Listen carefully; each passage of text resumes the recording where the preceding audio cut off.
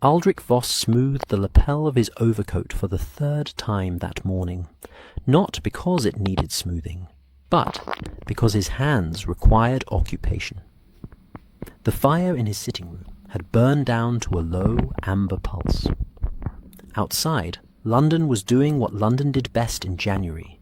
It was being quietly, thoroughly, mercilessly grey. Snow had fallen in the night, not dramatically, not in great sweeping curtains the way it sometimes did over the continent, but in the small, patient English way, settling on window-sills and cobblestones and the curved backs of cab-horses with a kind of polite insistence. The street below Voss's Marylebone flat was muffled. Footsteps that would ordinarily click and echo on the stone arrived at his ears, softened, abbreviated, like sentences with their endings removed. He stood at the window with his morning coffee cooling in his hand, watching a lamplighter make his unhurried rounds, even though dawn had technically already arrived. The man moved from post to post with the comfortable indifference of someone who had long since made his peace with the cold. His breath rose in small, even clouds. The gas flames he extinguished one by one left behind a faint thread of smoke that dissolved almost immediately into the grey air, as if the morning were quietly erasing the evidence of the night. Voss watched until the lamplighter turned the corner and disappeared. Then he looked down at the newspaper on his writing desk. He had read the relevant paragraph 4 times already. He would, he suspected, read it a 5th before the hour was out. Mr. Cornelius Ashby, collector and host of some considerable renown, was discovered deceased in the study of his Kensington townhouse late Thursday evening. The door, witnesses confirm, was locked from within. Inspector Lestrade of Scotland Yard has indicated that inquiries are underway. That was all. 3 sentences in the morning paper, tucked between a notice about parliamentary proceedings and a small advertisement for a remedy targeting winter coughs. The editors, Voss reflected, had clearly not yet grasped what they were holding. Or perhaps they had, and were being characteristically English about it, burying the extraordinary next to the mundane with the editorial composure of a man who refuses to spill his tea, regardless of the provocation. He set the newspaper down, picked it up again, set it down. Outside, a horse-drawn delivery cart rumbled past, its wheels pressing dark tracks into the white street below. The driver hunched against the cold, collar turned up, face lowered. The cart smelled, even at this distance, of sawdust and something faintly sweet. Pastries, perhaps, or preserved fruit. One of the small sensory notes of a London morning that Voss had grown so accustomed to that he rarely registered them any more. He registered them now. He registered everything with unusual sharpness this morning, as if his attention had been wound too tight and was catching on details it would normally pass over without interest. This was, he recognized, a symptom. The symptom was this: something was wrong. He could not articulate precisely what, or precisely how he knew, but the knowledge sat in his chest with the quiet, immovable certainty of a stone placed carefully on a scale. He had been at Ashby's dinner. The invitation had arrived 11 days prior, delivered by a boy in a green coat who rang the bell with more force than was strictly necessary, and then stood in the doorway with the expectant, slightly impudent expression common to boys, employed in the delivery of things they consider themselves too important to be delivering. The envelope was cream-coloured, heavy, sealed with dark red wax, impressed with a small image of a gear, Ashby's personal mark, which Voss had seen before on correspondence, and which always struck him as either charmingly eccentric or quietly mad, depending on his mood. Cornelius Ashby was, by the standards of late Edwardian London, a difficult man to categorize.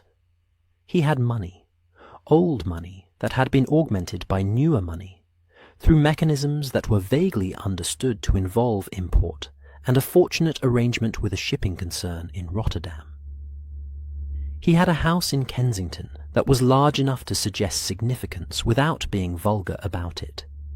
He had, above all, clocks. The clocks were the thing. Anyone who had visited Ashby's townhouse even once came away talking about the clocks. They covered the walls of every principal room. They stood in hallways on carved pedestals. They occupied mantels, sideboards, and in one memorable case the top of the grand piano in the music room, an arrangement that struck every musician who encountered it as deeply inappropriate, and that Ashby defended with cheerful stubbornness whenever challenged. There were French mantel clocks in gilded cases. There were English grandfather clocks with long pendulums that swung with the slow, hypnotic patience of metronomes. There was a remarkable German cuckoo clock that Ashby claimed had once belonged to a minor Bavarian nobleman, and that his housekeeper privately regarded as a personal enemy. And there was, at the centre of his study, a large astronomical regulator, a serious scientific instrument, all brass and glass and deliberate precision, which Ashby treated with the quiet reverence other men reserved for religious objects. The house, when you were inside it, was never truly silent. There was always ticking, always the small, layered sound of a dozen mechanisms marking time in overlapping rhythms, a kind of clockwork chorus that visitors either found deeply soothing or quietly unsettling, depending on their temperament. Voss had, over the course of several previous visits, arrived at a position of moderate appreciation. The sound had become associated in his mind with the particular pleasure of Ashby's table, which was excellent, and his wine cellar, which was better. The dinner on Thursday had been for 8. Voss had arrived at 7:15, his cab depositing him at the foot of the townhouse steps as the snow was just beginning to consider falling. The door had been opened by Ashby's butler, a tall, composed man named Ferris, who had the quality of making you feel both welcome and subtly assessed at the same moment. And Voss had been admitted into the warmth and amber light of the entrance hall, where the ticking of a dozen clocks had greeted him like the resumption of a familiar piece of music. The other guests had included a Russian diplomat's wife, a pleasant, watchful woman named Madame Ostrova, who wore dark silk and had the composed expression of someone perpetually translating the conversation around her into a second language. There had been a young secretary, barely 25, name of Elliot, attached to one of the minor foreign offices, who had the slightly damp eagerness of a man attending his first truly significant dinner and trying not to show it. There had been an elderly gentleman named Hartwell, who restored clocks for a profession, and whom Ashby consulted periodically with the deference one might show a family physician. And there had been Lord Cavendish, Geoffrey, the 4th Baron of something Voss could never quite retain, who had arrived last, taken the chair to Ashby's immediate right, and spent the soup course in a low, private conversation with their host that had caused Ashby's expression to shift, briefly and almost imperceptibly, from genial to careful. Voss had noticed. He noticed things. It was, for better or worse, a professional habit, But he had not, at the time, connected it to anything in particular. The dinner had proceeded with all the warm, unhurried ceremony of a well-run household. Course followed course. Conversation ranged from the diplomatic to the trivial, from a mild debate about the opera season to a considerably more animated exchange about whether motor cars would ever fully displace the horse, a question on which Hartwell the clock restorer held surprisingly firm opinions. Wine was poured with quiet regularity.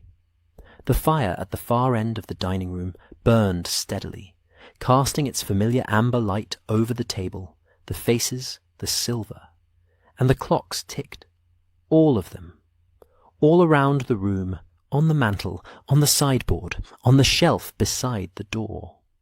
Their individual rhythms layering and overlapping into that familiar clockwork chorus that Voss had come to associate with evenings at Ashby's. He had not, at the time, thought anything of it. He had thought of it since. At some point, Voss placed it at approximately 10:15, though he was working from memory and could not be precise. Ashby had excused himself from the table. This was not unusual. Ashby occasionally withdrew briefly during the later stages of an evening, particularly when he had something on his mind. He was a man who processed privately. He had said something gracious and general to the table, something about checking on a matter in the study, and had departed with the unhurried ease of a host, confident that his guests were sufficiently comfortable to survive a brief absence. He had not returned. After 30 minutes, Ferris had knocked softly at the study door. After another 10, he had knocked less softly. It was Voss who had ultimately suggested, in the measured tone he used when he wished to introduce an idea without causing alarm, that perhaps the door ought to be tested. It had been locked. It had remained locked. And then there had been the business of the window, and the summoning of a footman, and eventually the door coming open. And everything after that had proceeded with the kind of dreadful efficiency that Voss associated with the period immediately following disasters, when there is too much to be done for anyone to stop and register what has happened. He had given his statement to the inspector. He had watched the other guests do the same. He had accepted Ferris's offer of a cab at well past midnight, and had ridden home through snow-quieted streets, and had sat in his sitting room for a long time before going to bed, and had slept badly, and had woken early, and had found the paragraph in the newspaper, and had stood at the window watching the lamplighter and thinking. The thing that he kept returning to, the thing that sat in his chest like that carefully placed stone, was the clocks. Specifically, at some point during the evening, without his being able to say exactly when, all the clocks in the dining room had shown the same time. Not approximately the same time, as clocks in a room often do when they have been recently wound and set. Precisely the same time, every minute hand at the same position, every clock face reading 11:47, as if they had been synchronized to the second by someone with both the inclination and the means to do so. He had noticed it in the way you notice something that is not quite right before you have consciously identified what the wrongness is. A slight snagging of his peripheral attention, a small internal note filed under odd, without further elaboration. He had looked at 3 or 4 of the clocks while reaching for his wine-glass, registered that they all agreed with one another, and moved on. The observation had not risen to the level of significance. It rose now, because clocks do not naturally synchronize. They drift. Each one keeps its own imperfect time, running a few seconds fast or slow, losing ground here, gaining ground there, so that over the course of an evening they drift gently apart, like boats that have slipped their moorings. A room full of clocks, left to their own devices, tells not one time but many, a chorus of approximations. For them all to agree at precisely 11:47 would require intervention. Deliberate, careful, recent intervention. And 11:47, Voss now knew from the newspaper, was the time the police believed Cornelius Ashby had died. He stood at the window for a long moment, breathing quietly. The snow had begun again, sifting down past the glass in slow, unhurried flakes. The street below had gone still. The delivery cart was gone. Even the sparrows that usually argued on the sill outside his kitchen had apparently decided that the morning was not worth the effort. Voss was not a man given to dramatic conclusions. He was, by training and temperament, methodical. He assembled observations into patterns before drawing inferences, and he distrusted inferences that arrived too quickly or too conveniently. He had spent enough years in the proximity of diplomatic affairs to develop a healthy wariness of the obvious explanation. But he was also not a man who could leave a stone like this sitting on a scale. He set down his coffee cup, which had gone entirely cold without his noticing. He crossed to his writing desk and drew out a fresh sheet of paper, dipped his pen, paused for a moment, looking out the window at the slow, patient snow. Then he wrote, in his careful, even hand, "Dear Mr. Holmes, I was present at Mr. Ashby's dinner on Thursday evening, and I observed something regarding the clocks in that house which I believe may be of interest to you. I would be grateful for the opportunity to describe it in person at your convenience. I am, yours faithfully, Aldrich Voss." He folded the letter, sealed it, addressed it to 221 B. Baker Street. Then he put on his hat and coat and went out into the snow to find a boy willing to carry it. The walk to find a messenger took him down 2 streets and around a corner to a small newsstand, where a cluster of boys, in various states of being insufficiently dressed for the weather, were conducting their morning commerce with the cheerful insistence of people who had not yet been told that January was supposed to be unpleasant. Voss selected one, approximately 12, sensible-looking, with a red scarf wound around his neck in a manner suggesting it had been put on by someone who cared about him, and negotiated the delivery with the brisk mutual respect that characterized all such transactions in London. The boy took the letter and the coin and disappeared into the grey street, with the unhesitating confidence of someone who knew exactly where Baker Street was, and regarded the snow as irrelevant. Voss watched him go. Then he turned and walked back toward his flat, through the quiet, muffled morning, his breath rising in small clouds, his footsteps pressing dark marks into the white pavement.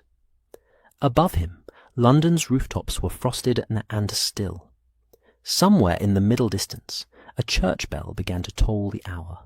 8 slow, resonant strokes that carried beautifully through the cold air, each one fading before the next arrived, unhurried, certain. He counted them without meaning to. 8 o'clock. The morning properly begun. Somewhere across the city, in a study that smelled of pipe tobacco and old books, a man with a remarkable mind might, if the morning was finding him in a cooperative mood, be reading a letter about clocks. Voss went upstairs, relit the fire, and sat down to wait. The cab deposited Aldrich Voss at the foot of Baker Street at 20 minutes past 10, by which point the snow had settled its dispute with the morning, and decided to continue indefinitely. Fell in the small, determined way that suggested it had no particular agenda beyond persistence, not dramatic enough to stop traffic, not light enough to be ignored, simply present, accumulating quietly on every horizontal surface with the patient industriousness of something that had all the time in the world. The pavement outside 221B had been swept recently. There was a clean arc in the white, where a broom had passed, but snow was already beginning to reclaim the cleared stone, filling in the swept path with its soft, unhurried industry. Voss stood for a moment before the door. He was not, he told himself, nervous. He was merely pausing to collect his thoughts, which was a reasonable thing to do before entering a conversation that mattered. He adjusted the collar of his overcoat. He noted, with the part of his mind that catalogued such details automatically, that the brass door-knocker had been polished recently. It caught even the thin, diffuse light of a January morning and returned it brighter than it had any right to be. There was a light in the first-floor window, warm and amber behind net curtains, faintly blurred by condensation on the glass. Inside, something was warm and occupied. He knocked. The door was opened, after a measured interval, by a woman of middle years who carried herself with the comfortable authority of someone who had long since taken the full measure of every unusual thing that had crossed this particular threshold and declined to be impressed by any of it.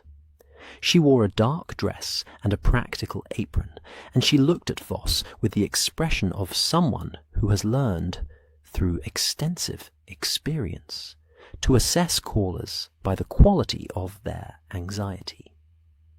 "Mr. Voss," said Mrs. Hudson, for it was she, the landlady of 221B, a woman whose capacity for equanimity Voss would come to appreciate more fully in the hours ahead. "Mr. Holmes received your letter. You're expected? Mind the second step." The hallway of 221B Baker Street smelled of coal smoke and beeswax, and, faintly, of something chemical that Voss couldn't identify, but that suggested experiments conducted at hours when sensible people were asleep. The staircase was narrow, and the banister was worn smooth in the way of things that had been held by many hands over many years. The second step did indeed have a slight give to it, which Voss avoided as instructed, planting his foot on the third instead. From above he could hear voices, two of them, one lower and more continuous, one higher and more occasional, like a conversation in which one party was thinking aloud, and the other was providing the steady counterpoint of someone who had learned that thinking aloud was, in this household, a form of companionship.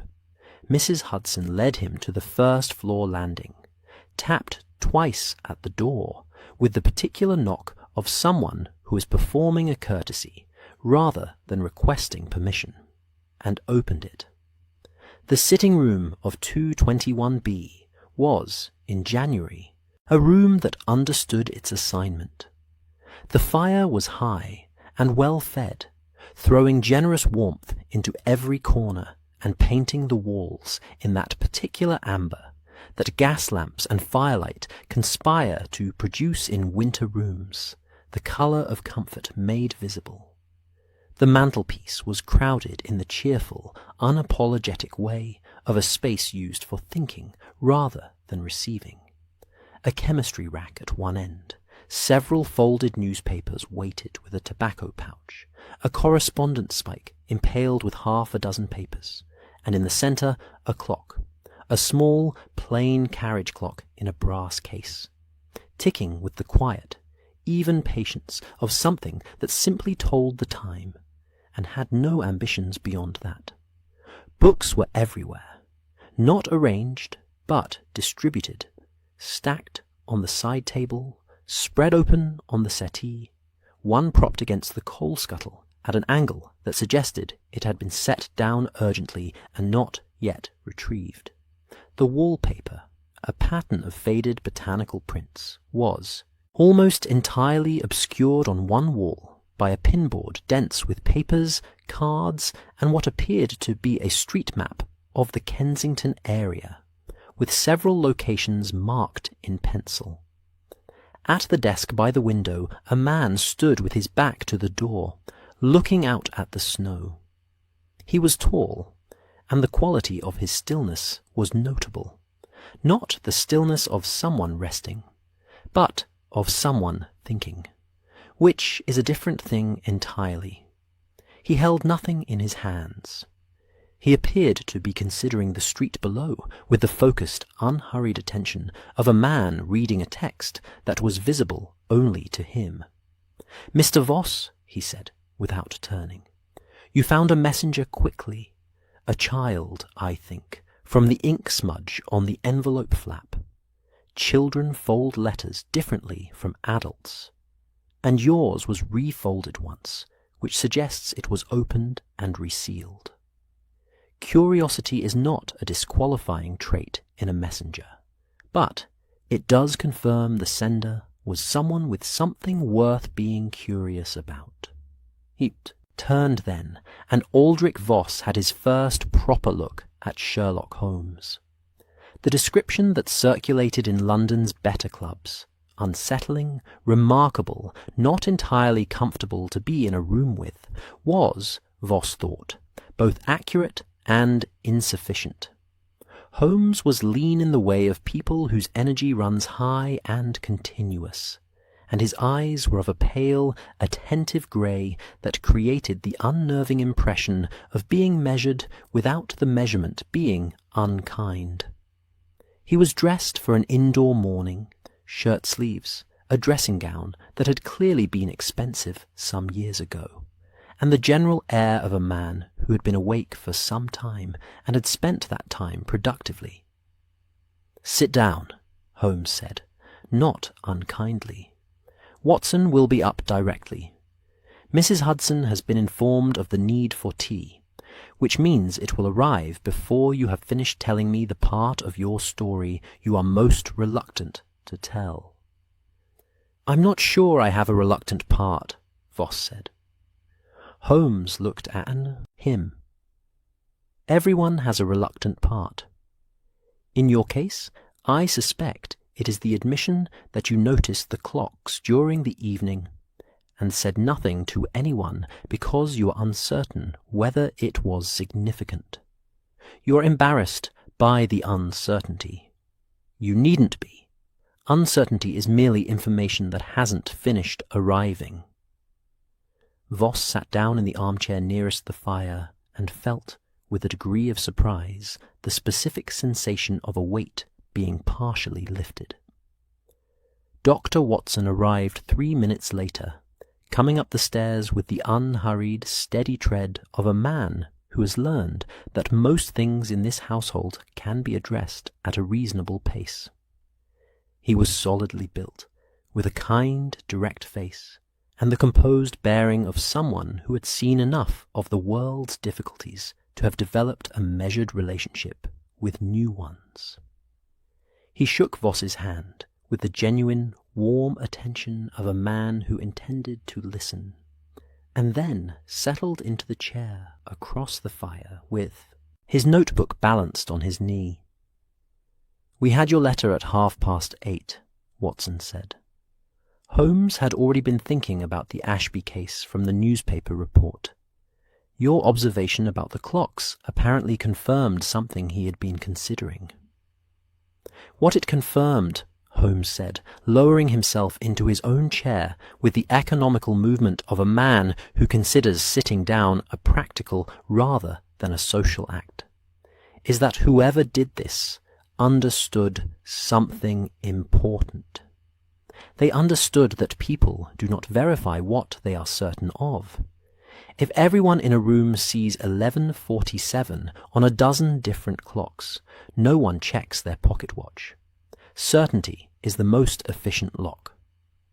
Watson poured tea from the pot Mrs. Hudson had delivered with her characteristic efficiency, and handed a cup to Voss with the small, considerate gesture of someone who had noticed that their guest's hands were still slightly cold from the journey. The tea was strong and very hot, and it tasted in the way of teas consumed after cold journeys to warm rooms, considerably better than any objective measure of its quality would have predicted. "Tell me," Holmes said, steepling his fingers, "precisely what you noticed, not what you have since concluded, what you noticed at the time, in the order in which you noticed it." So Voss told him. He told it carefully, in the methodical way that was natural to him, resisting the temptation to editorialize. He described the dinner, the guests, Ashby's manner during the soup course, the brief private exchange with Lord Cavendish that had shifted his host's expression from genial to careful. He described the ticking of the clocks, the amber warmth of the dining room, the wine and the courses, and the comfortable progress of the evening. And then he described the moment, not a dramatic moment, not a bolt of revelation, but a quiet, peripheral catching of his attention, when he had looked at 3 or 4 of the clocks while, reaching for his glass, and registered that they all showed the same time. Holmes listened without interrupting. This was, Watson would have noted, not entirely typical, but it was characteristic of Holmes at his most interested. When a case had reached the point of engaging him fully, he became very still and very quiet, like a lens brought into focus. When Voss finished, there was a brief, comfortable silence. The fire settled. Outside, the snow continued its patient work. 11:47, Holmes said. On every clock I could see from my seat. I counted 4 clearly and 2 more on the periphery. And the study clock, the regulator? I didn't see it. The study was locked. Holmes nodded slowly. The study clock is the one that matters. Everything else is theatre.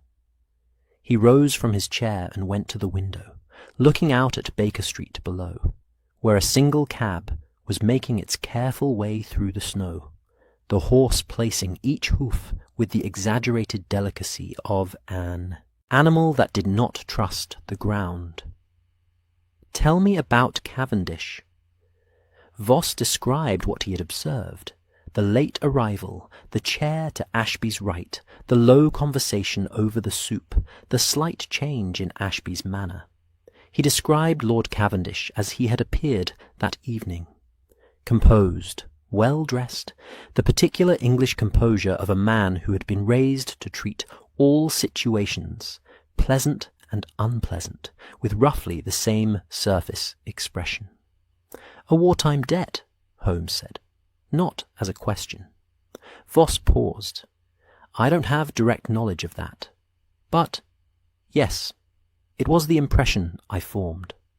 Impressions formed by careful observers are not nothing." Holmes turned from the window. "You did correctly, Mr. Voss, in writing. You also did correctly in noticing. Most people at that table, I suspect, looked at those clocks and thought nothing of it. I thought very little of it at the time. But you thought something. That is the difference." Holmes picked up the Kensington street map from the wall and studied it for a moment. "We will visit the house this afternoon, if Lestrade can be persuaded to allow access, which he generally can, because he has learned, slowly, but he has learned, that our visits tend to clarify things for him. Watson will accompany me.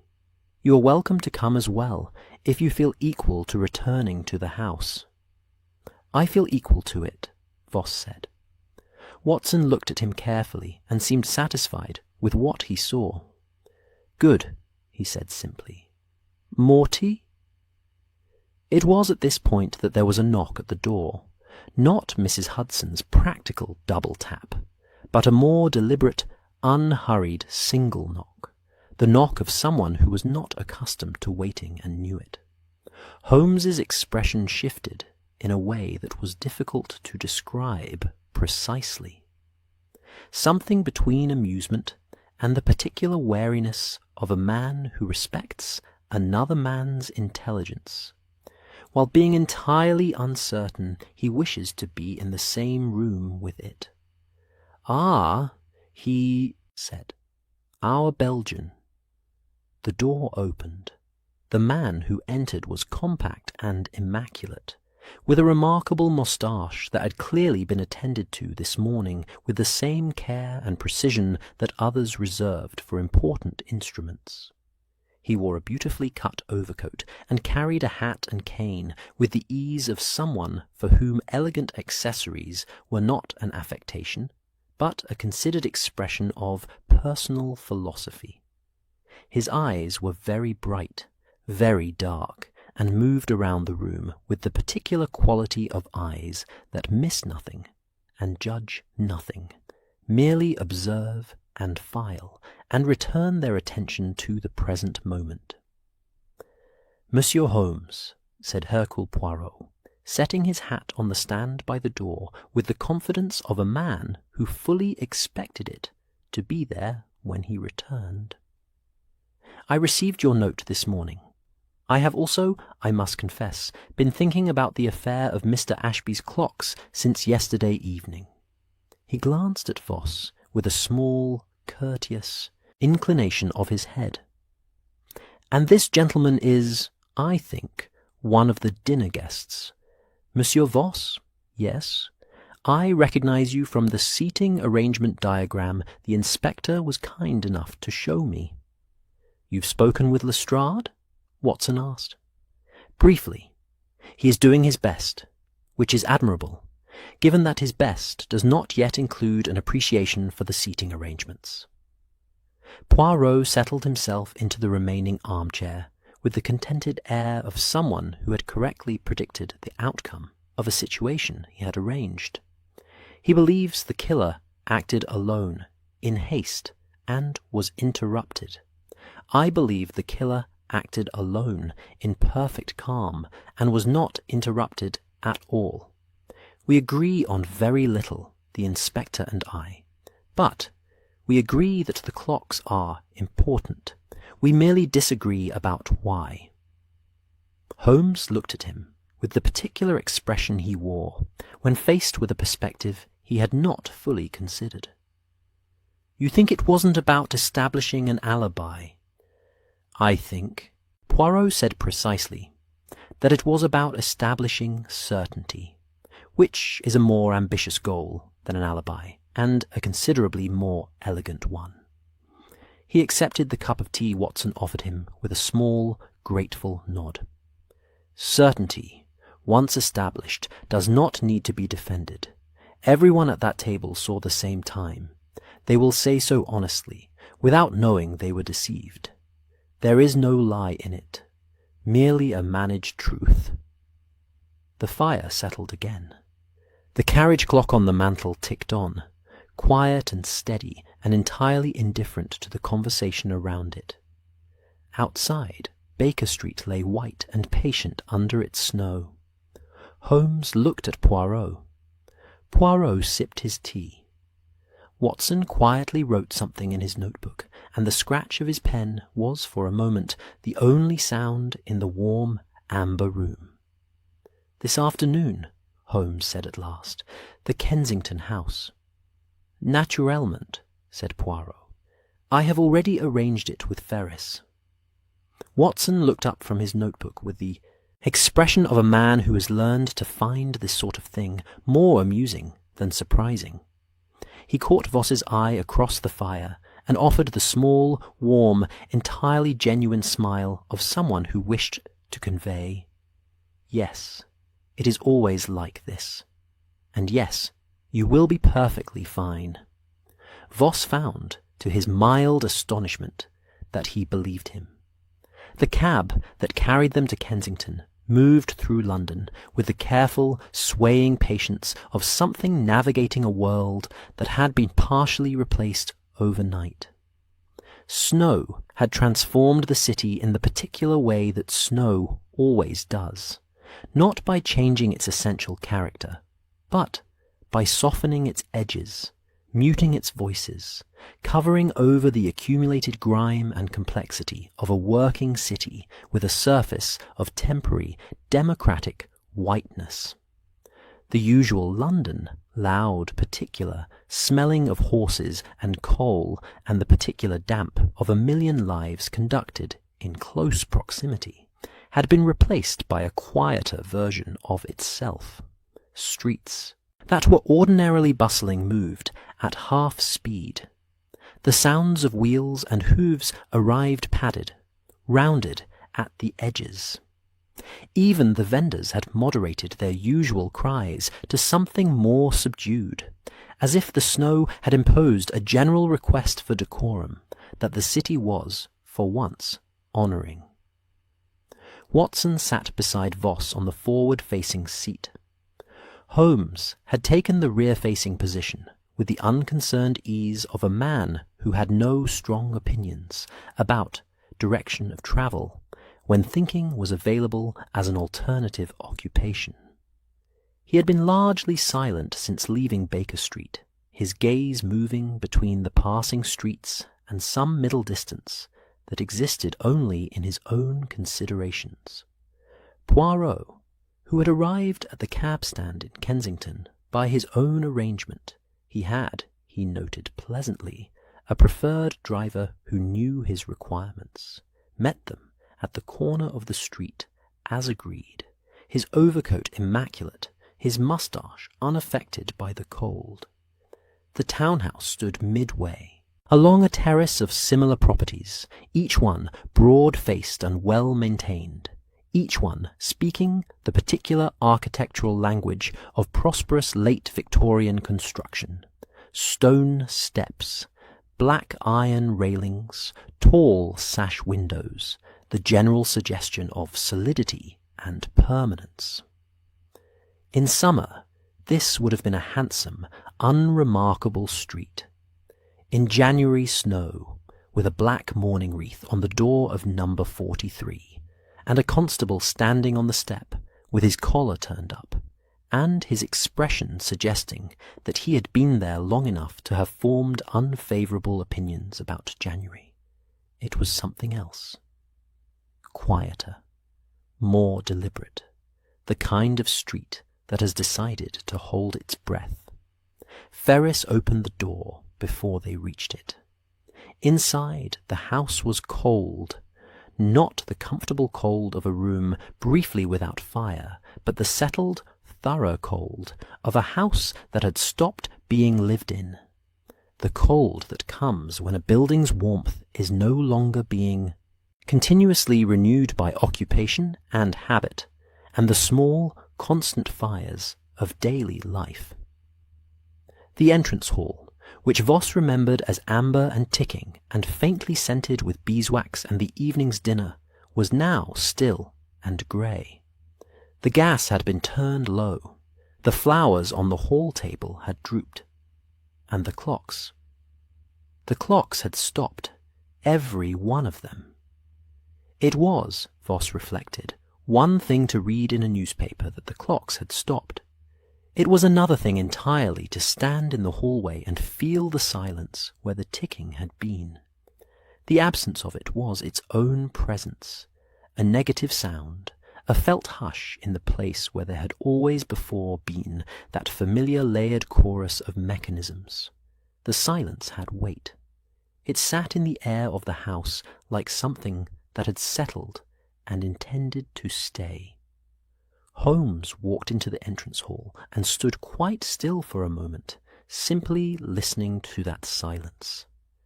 Then he moved. He went through the principal rooms, methodically, with the unhurried purposefulness of someone following a route they have already mapped in their mind. Watson and Voss followed. Poirot did not follow. He moved on his own trajectory, slower and more circular, pausing at odd moments to examine things that did not appear to Voss's eye to require examination.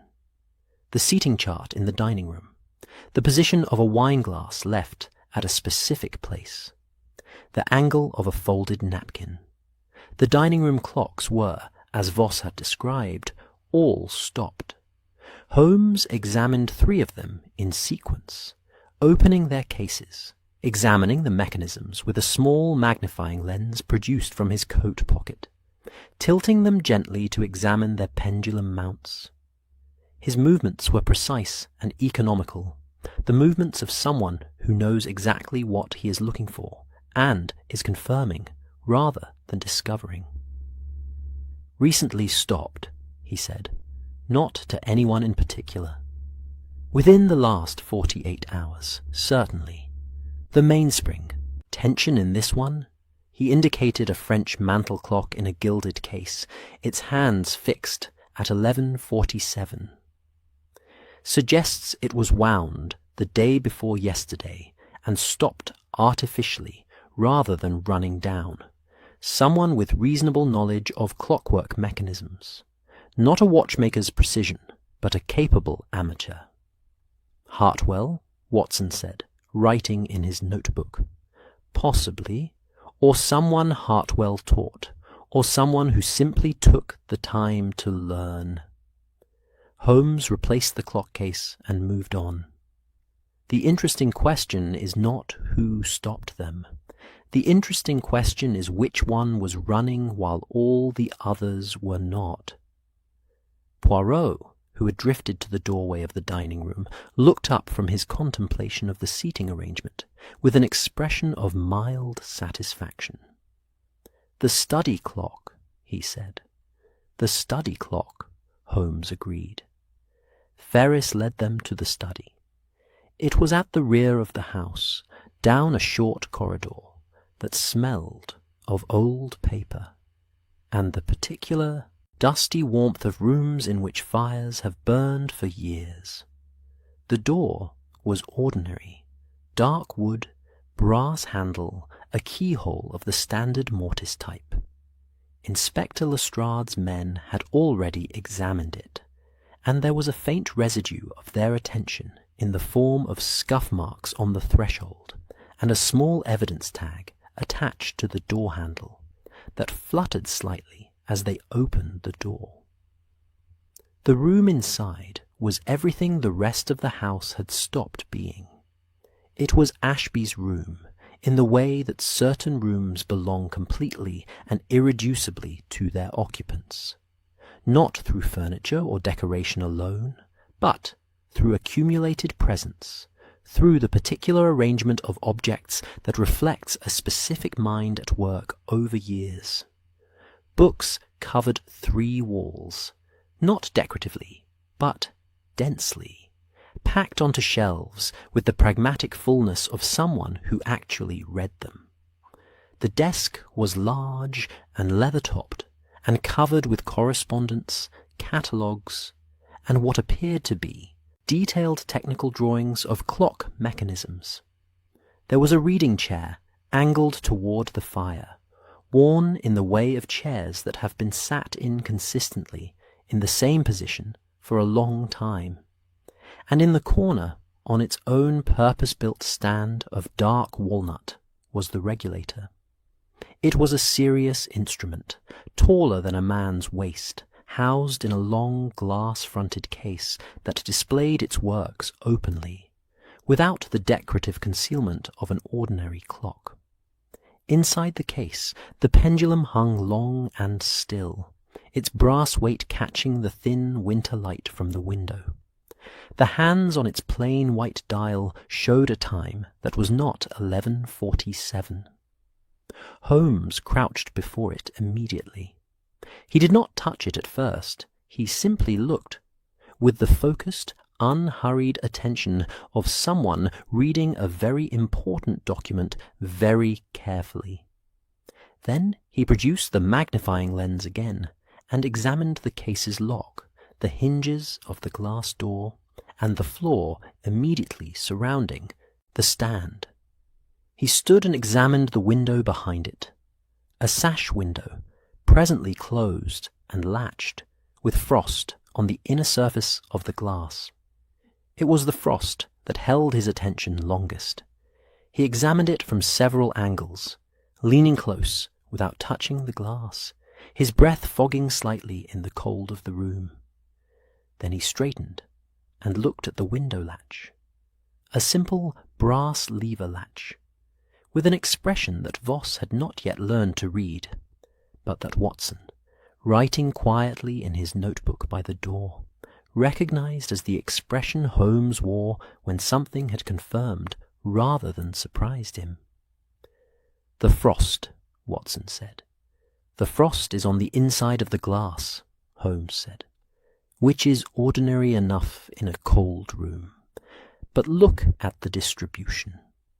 He indicated the window with a slight movement of his hand, consistent across most of the pane. But here, he pointed to the lower left corner of the window, it is thinner, recently disturbed and recently reformed. The window was opened briefly and then closed, probably within the last day. "After the death?" Voss asked. "During, or very shortly before?" Holmes examined the latch mechanism with the lens. "There is a faint scratch on the brass here, new, not oxidized, made by something thin and rigid, inserted at an angle." He straightened and looked around the room at large, his gaze moving with the swift, geometric precision of someone calculating dimensions. The room was not locked from the inside in the conventional sense. The door was locked, and the key was inside the room, which creates the impression of having been locked from within. But the mechanism was operated from outside using the window, briefly opened, a wire or rod inserted, the key turned, the window reclosed. Perhaps 4 minutes' work for someone who had prepared the apparatus in advance. "That explains the locked room," Watson said. "It doesn't explain the clock."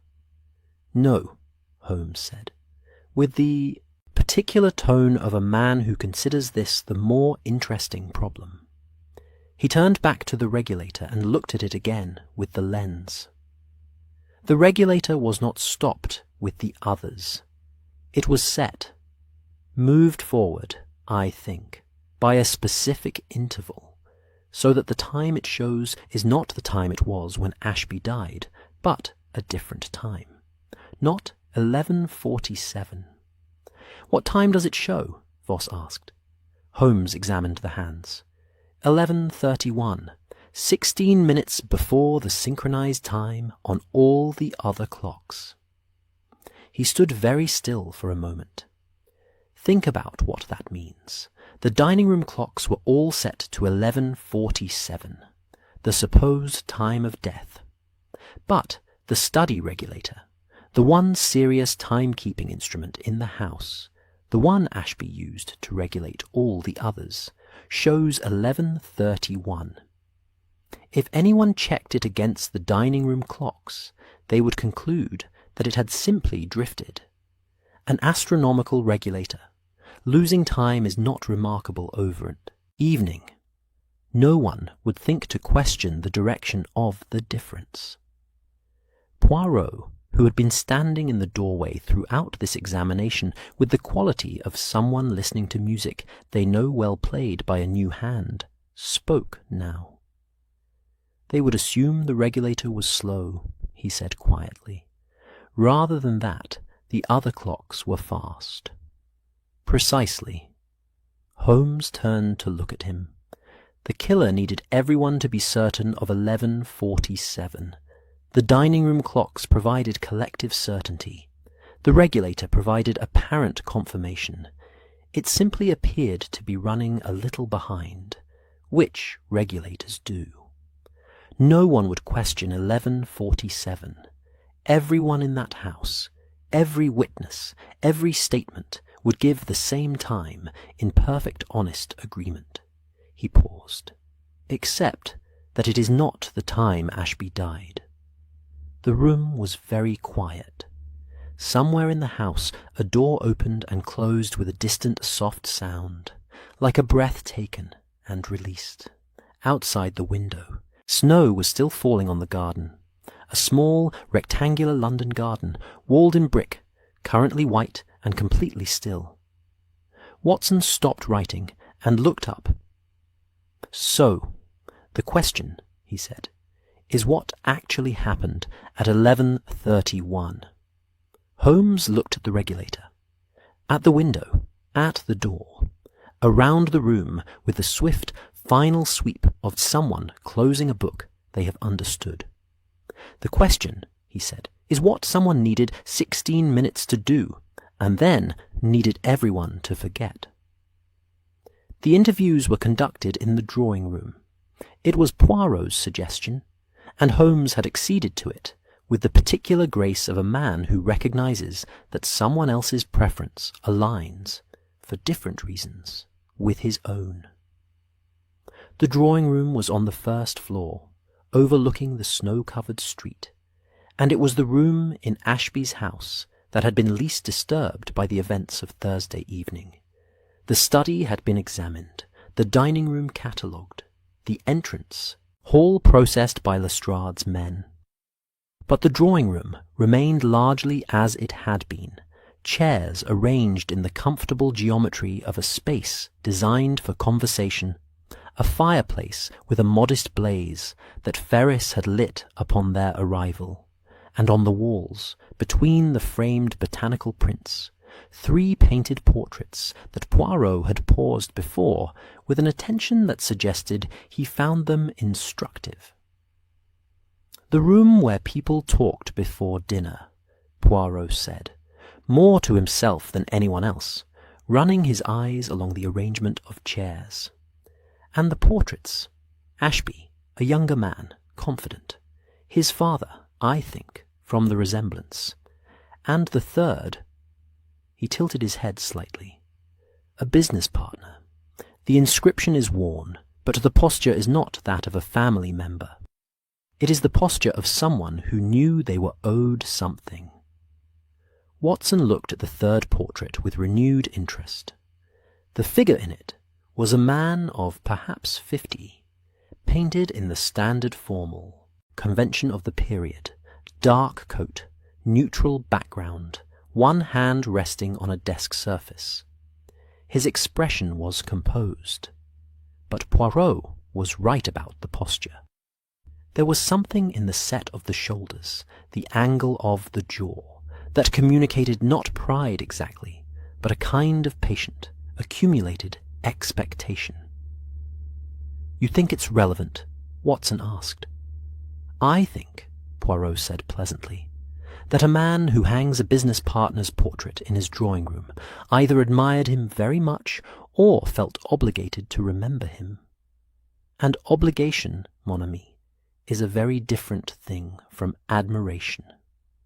Holmes, who had been examining the fireplace with the lens and had apparently found it satisfactory, or at least conclusive, straightened and put the lens away. "Bring them in, Watson. Hartwell first." Mr. Hartwell arrived with the careful movements of a man in his late 60s who had learned to treat his own body with the respectful caution of a craftsman handling a valuable instrument. He was thin, neatly dressed in good but old clothes, and he carried about him the particular quality of someone whose professional life had been spent in the company of very precise objects. There was a steadiness to his hands, a patience to his manner, that suggested long practice in the art of attending to small, significant details.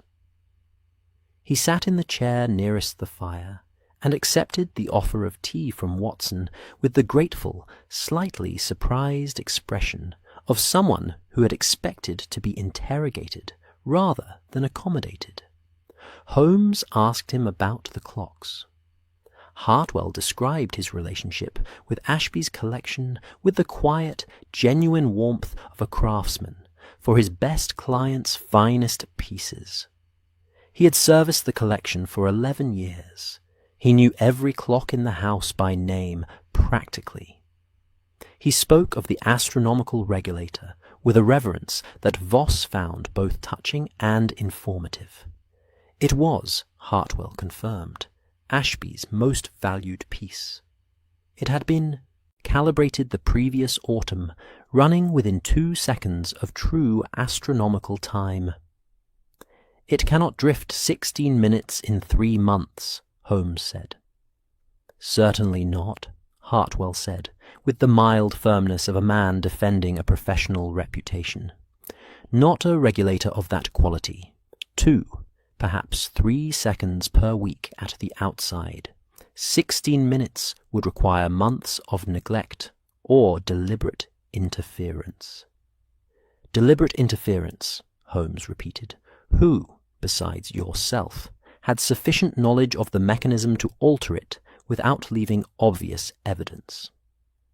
Hartwell considered this with the honest, unhurried care of someone who understood the weight of the question. Ashby himself, naturally. He was not a craftsman, but he was an educated collector. He understood the principles, and... He paused. "The young man, Elliot, the secretary. He came with Lord Cavendish on 2 occasions when I was here working. He watched very carefully, asked good questions. The kind of questions a person asks when they intend to remember the answers." The fire settled. Holmes looked at Watson, who was writing. "Thank you, Mr. Hartwell," Holmes said. "You have been precise. It is an undervalued quality."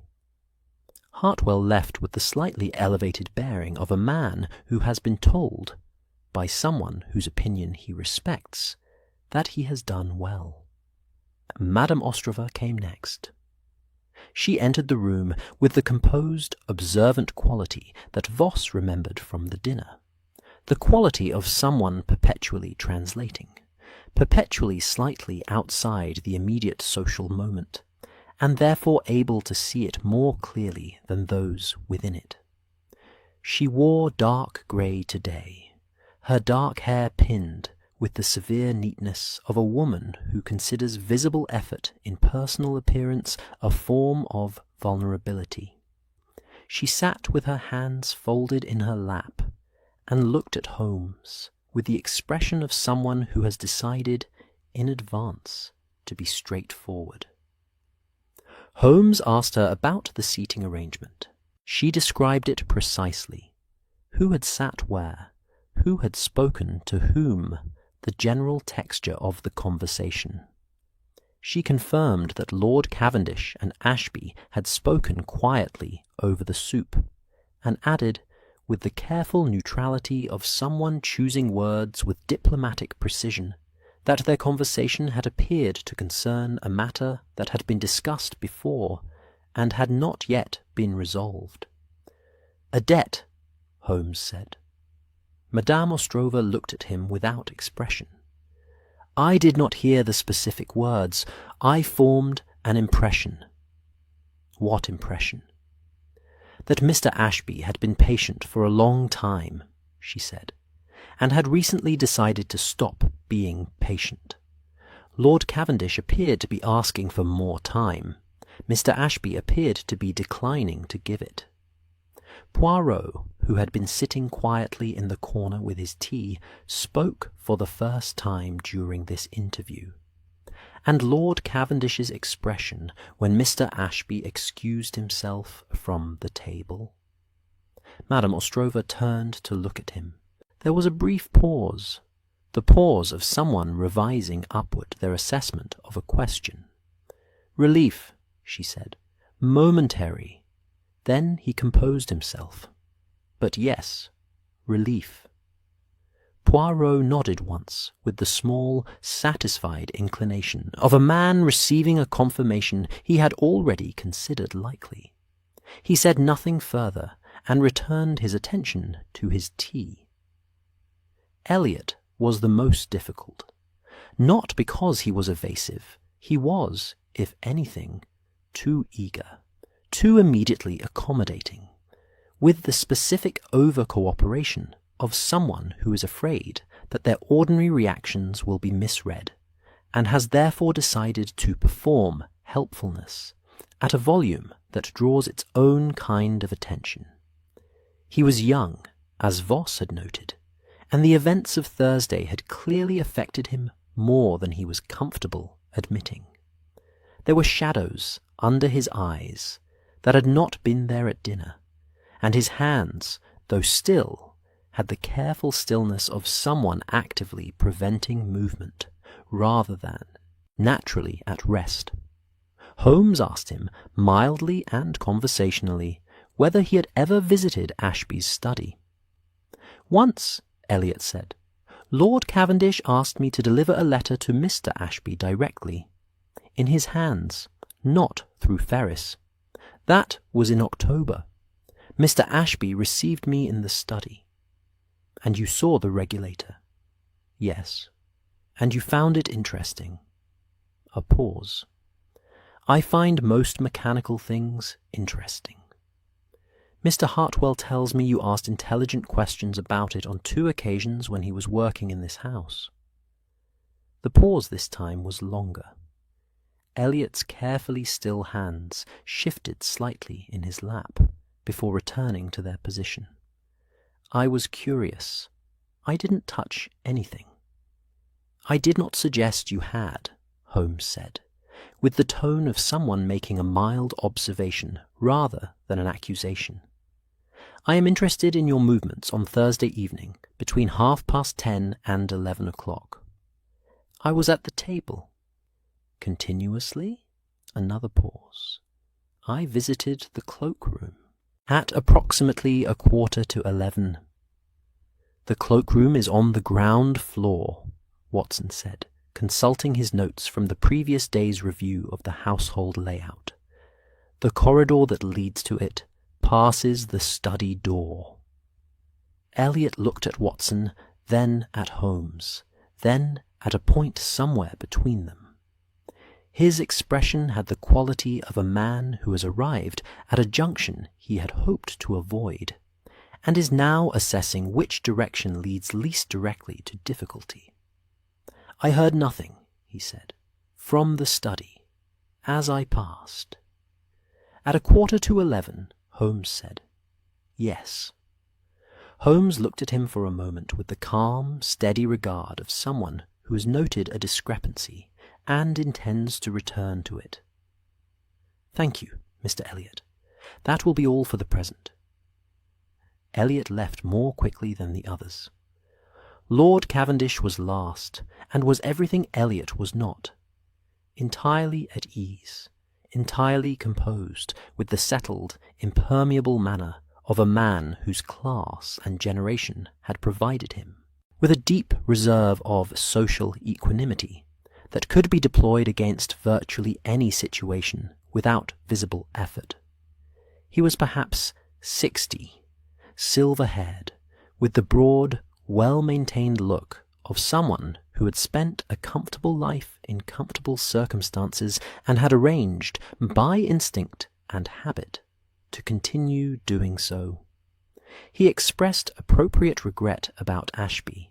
He answered questions with the cooperative brevity of someone who has dealt with official inquiries before, and knows that brevity is its own form of control. Holmes asked him about the debt. Cavendish looked at him with the mildest possible version of surprise. The surprise of someone who had expected this, and had prepared for it so thoroughly that the preparation itself was invisible.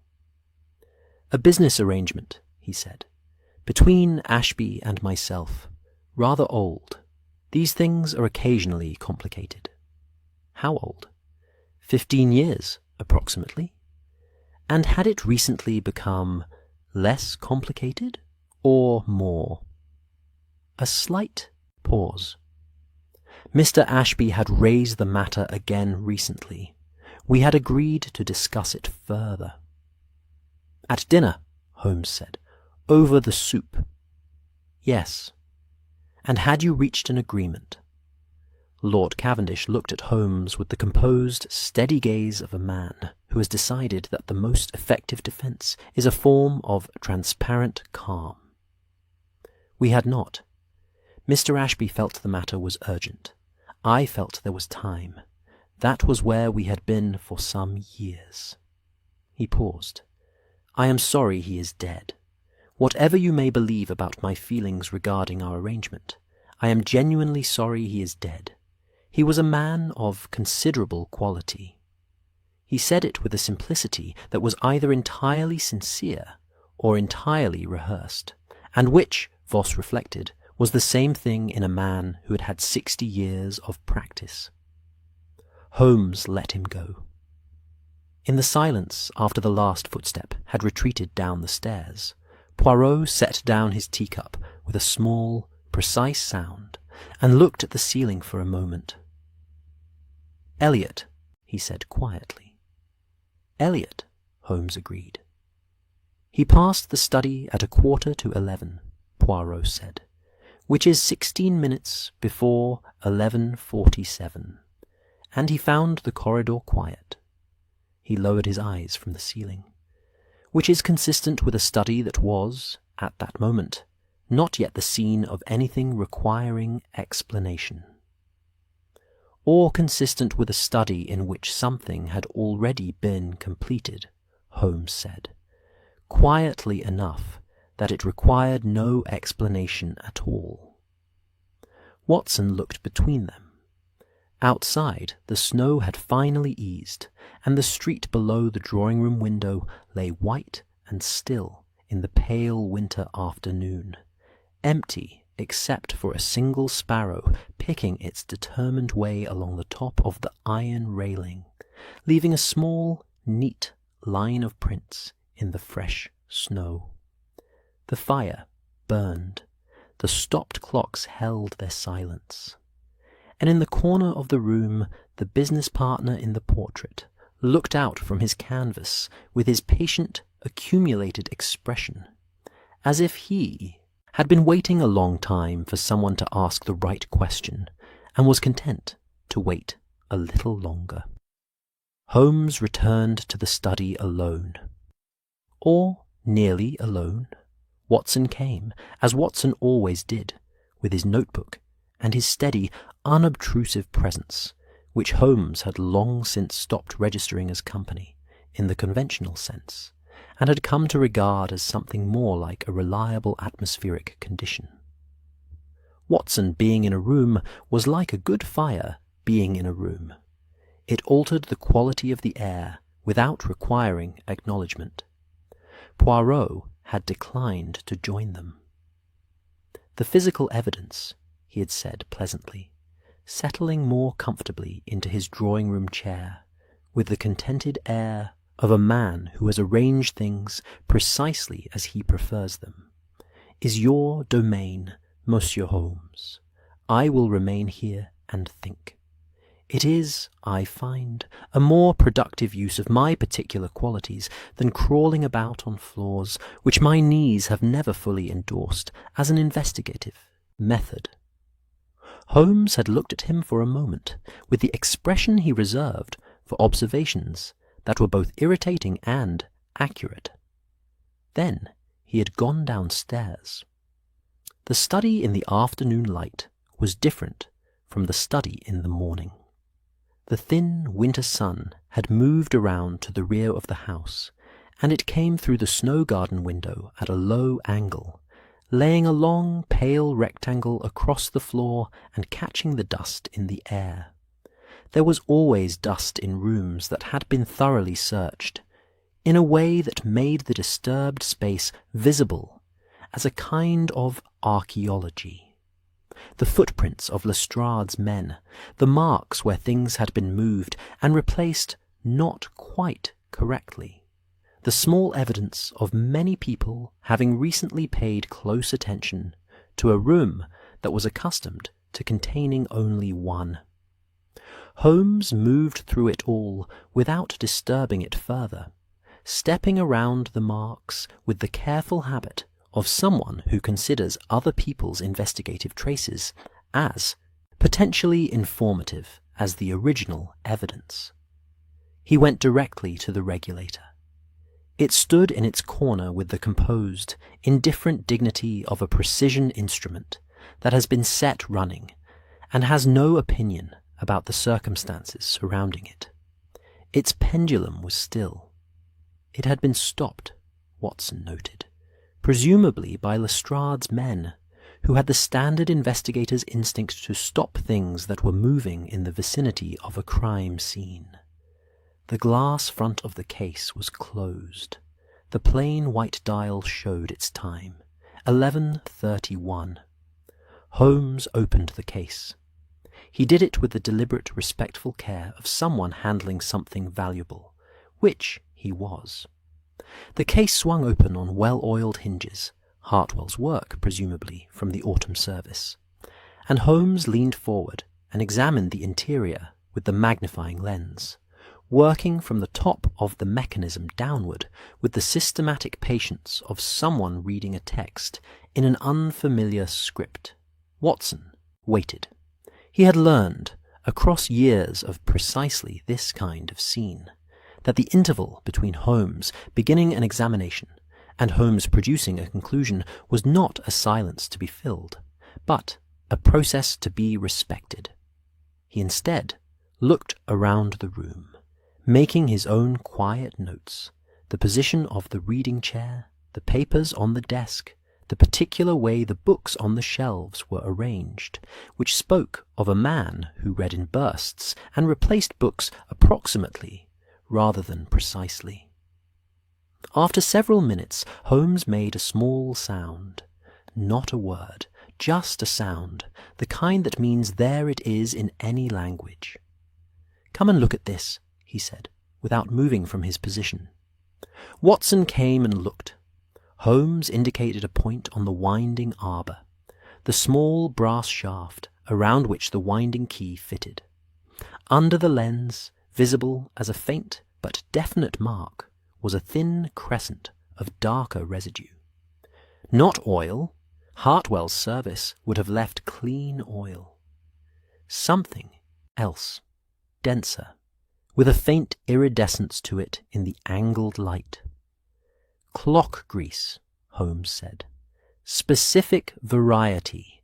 They use it on the escapement of larger regulators to reduce wear on the pallets. Sold by perhaps 3 suppliers in London. This particular consistency," he tilted the lens slightly, "is Murchison's.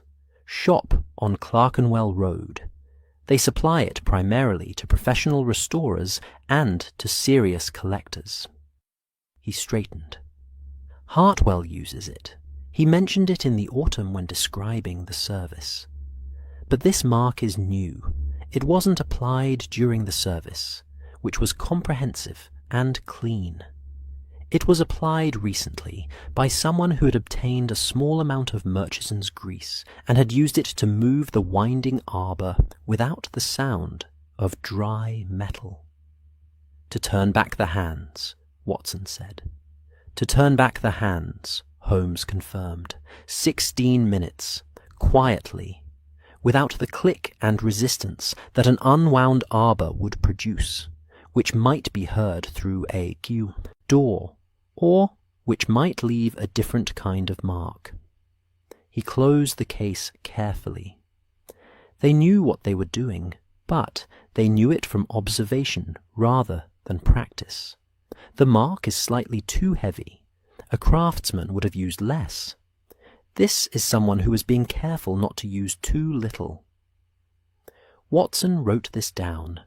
The scratch of his pen was the only sound in the room. Holmes went to the window next. He examined it in the direct afternoon light, with the lens, and this time Watson could see clearly what had been described that morning.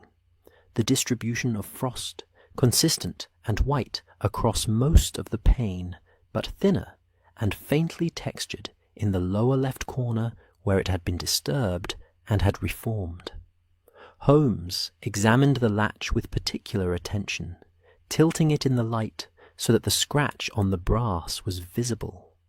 A thin, bright line in the oxidized surface, running diagonally across the housing at the angle, something thin and rigid, would make if inserted from outside and used to depress the lever. Wire, Holmes said, stiff enough to transmit the lateral pressure needed to move the latch lever, flexible enough to be fed through the gap at the bottom of the lower sash. There would be a small gap. These windows are old and have settled. There is always a small gap if you look for it. He examined the window frame at the bottom. Here, perhaps 3 millimeters. Sufficient. How long would it take, Watson asked, to open the latch from outside with a prepared wire? If you had practiced, and I think this person practiced, perhaps 40 seconds. Then the window could be raised from outside, the room accessed, the window lowered again. The latch could then be re-engaged from outside with the same wire, from a different angle. He demonstrated in the air with one hand the small, precise movements of someone walking through a physical sequence. Close the window, re-engage the latch, walk away. The room appears locked from within because the window is latched and the door is locked and the key is inside. And the key? Holmes indicated the keyhole of the study door. Same principle. The door lock is a standard mortise. From inside the room, the key was turned. But the person who turned it was not inside the room. They were outside, using a longer implement through the keyhole. Not wire this time. Something with a flat grip. A thin bar with a notched end. Luggage lockpicks have been made to this specification since the 1870s. They are not difficult to obtain.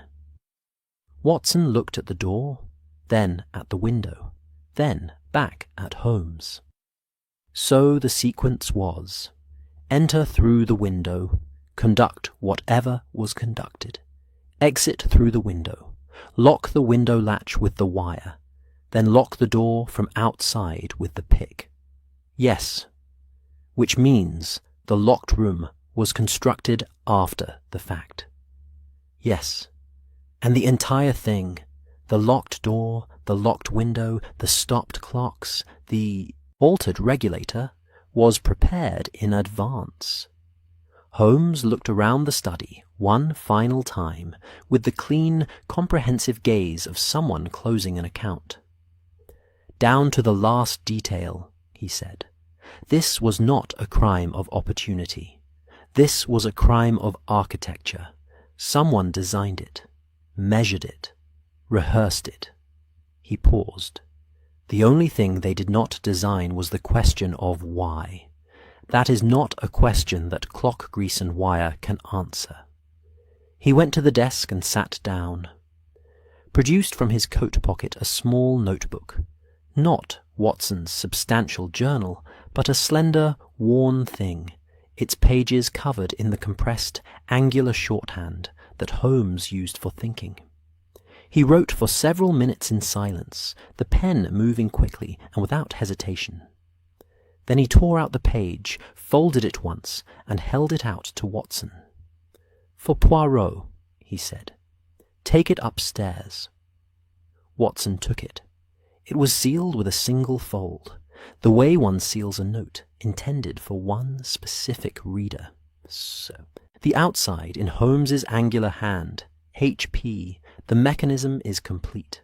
The wire, the grease, the latch, the key. 16 minutes. Your turn. SH. Watson looked at it. That's rather collegial of you. Holmes had already turned back to the regulator and was examining something on the pendulum mount with the lens. "It is accurate," he said, without looking up. "Which is the same thing." Watson climbed the stairs. The drawing-room was warm and quiet, the afternoon light laying long, pale shapes across the carpet. Poirot was exactly where they had left him, which Watson might have found suspicious in another man, but which in Poirot's case simply indicated that he had been doing what he said he would be doing, which was thinking. His eyes were open, but had the specific quality of eyes that are looking inward rather than outward. His hands were clasped in his lap. His tea had gone cold. He looked up as Watson entered, and the inward quality left his eyes immediately, replaced by the bright, present attention that was his natural state when something interesting was arriving. Watson held out the note. Poirot unfolded it, read it once, then read it again, with the small, pleased expression of someone receiving information that completes a pattern they have already largely assembled. He folded it again and tucked it into his breast pocket with the care of someone filing something valuable. "He is satisfied with the mechanism," Poirot said. "Completely," Watson said, settling into his chair and picking up his notebook. "Wire through the window gap, pick through the keyhole, Murchison's clock grease on the winding arbor, prepared in advance by someone with observational knowledge of the regulator's mechanism." "Elliot?" Poirot said. "Holmes thinks so. He didn't say it directly." "He rarely says things directly when he is being considerate of the gap between what he knows and what he can demonstrate." Poirot looked out the window at the white street below. The afternoon had gone very still. The snow on the window ledge had a slight blue quality in the fading light, the particular blue of snow in winter shadow. The mechanism tells us the how and the approximate who. It does not yet tell us the why. Not fully. We know there was a debt. We know Cavendish wanted more time. We know Elliot had the knowledge and the access. He paused. But the question I have been sitting here considering is not who did it, or even how. It is this. Why 16 minutes? Watson looked up from his notebook. "The clocks were set to 11:47, Poirot continued quietly. "The regulator was moved back to 11:31. 16 minutes of false time, introduced so carefully. Why 16? Not 15, not 20, 16. A specific number." He turned from the window. "Because it corresponds to something real. Not an invented interval, but a true one. Something that actually happened at 11:31, which the killer needed to move in everyone's memory to 11:47. The fire shifted and settled. The light in the room had taken on the amber, deepening quality of late winter afternoon, when the day begins its slow, early retreat. At 11:47, Watson said slowly, several of the guests had clear, verifiable positions at the dinner table, witnesses to each other. "Yes," Poirot said. "At 11:31, they did not." He stood, smoothing his coat with the precise, habitual gesture of a man preparing to be in motion. The killer needed 16 minutes because that is how long it took to move everyone's alibi from a moment when it was imperfect to a moment when it was airtight. He looked at Watson with the clear, steady expression of a man who has reached the end of a long road and can see what is waiting there. And there is only one person in this house for whom that arithmetic works. Watson held his pen above the page. Poirot said the name. It arrived in the quiet, warm room with the particular quality of conclusions that have been inevitable for some time, and are simply, finally, spoken aloud. Not dramatic, not shocking, but settling. Like the last piece of a mechanism, placed carefully into position, and the whole thing beginning, at last, to run. Poirot found Lord Cavendish in the entrance hall, He was standing at the hall table, with his hat and gloves already in hand, in the manner of a man who has decided that he has been cooperative and patient, and that the requirements of the situation have now been satisfied, and he may leave. Ferris stood nearby with the particular expression of a butler caught between competing obligations, his instinct to facilitate departure and his awareness that departure had not yet been sanctioned by anyone with the authority to sanction it. "Lord Cavendish," Poirot said, from the bottom of the stairs. "A moment, if you please." Cavendish turned. His expression was exactly as it had been during the interview. Composed, civil, the surface untroubled. "I'm afraid I have another engagement, monsieur." "Poirot," Poirot said pleasantly. "Hercule Poirot." "And I think, milord, that you do not have another engagement. I think you have an exit, which is a different thing, and which I would ask you to postpone for a few minutes while we speak." There was a brief interval in which the two men looked at each other across the amber hallway, and something passed between them, a mutual acknowledgment of the nature of the conversation they were about to have, communicated without words, as such things sometimes are between people who are both sufficiently intelligent to understand what is happening. Cavendish set his hat back on the table. "Perhaps the drawing-room," he said, with the composure of a man who's decided that the controlled version of an inevitable thing is preferable to the uncontrolled version. "The drawing-room," Poirot agreed.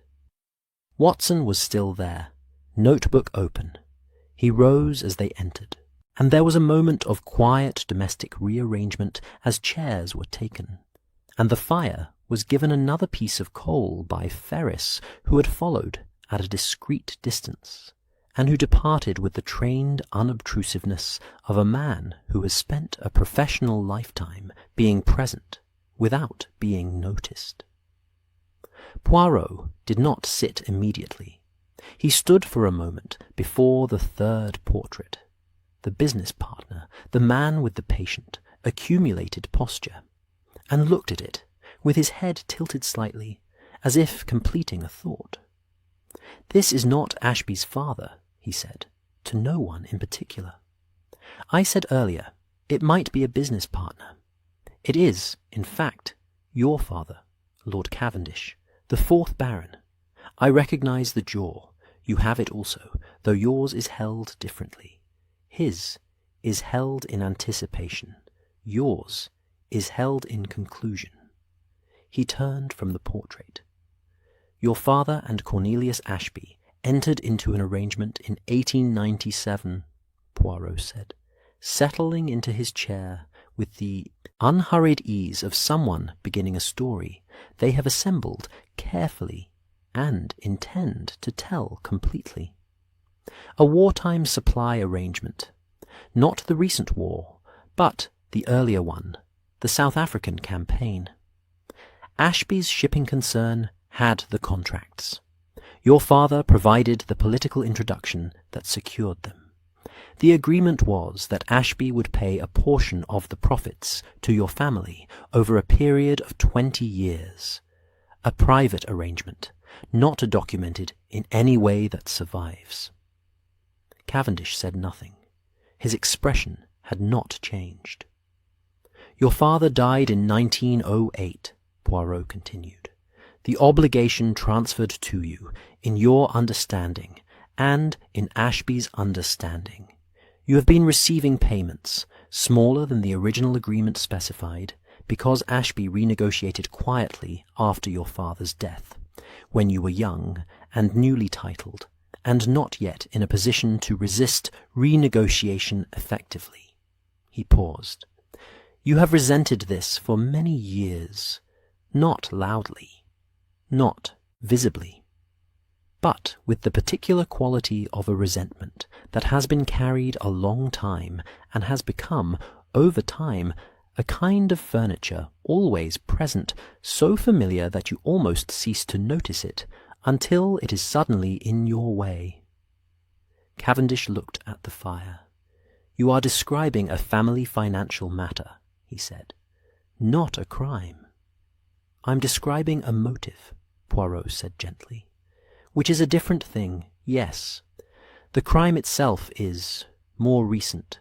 It begins approximately 6 weeks ago, when Ashby wrote to you to say that the arrangement was ending, not because he had reached the agreed term, or because the obligation had been satisfied, but because he had recently become aware of certain documentation, correspondence between your father and his, which had come to light during the reorganization of his archive, and that this documentation suggested the original arrangement had been considerably more favorable to your family than the reduced payments he had been making.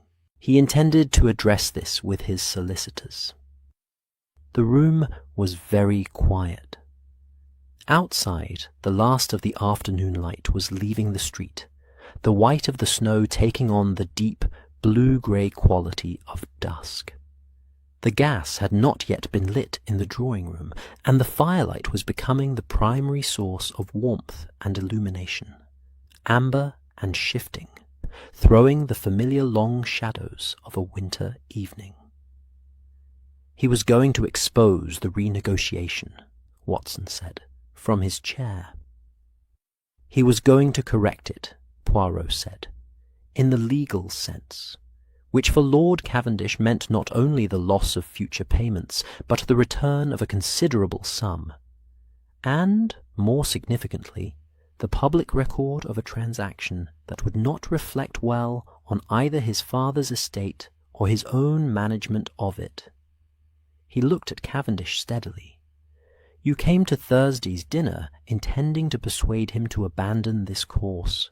The conversation over the soup confirmed that he would not be persuaded. And at some point during the evening you made a different decision. Cavendish turned from the fire and looked at Poirot. His expression was still composed, but there was something behind the composure now.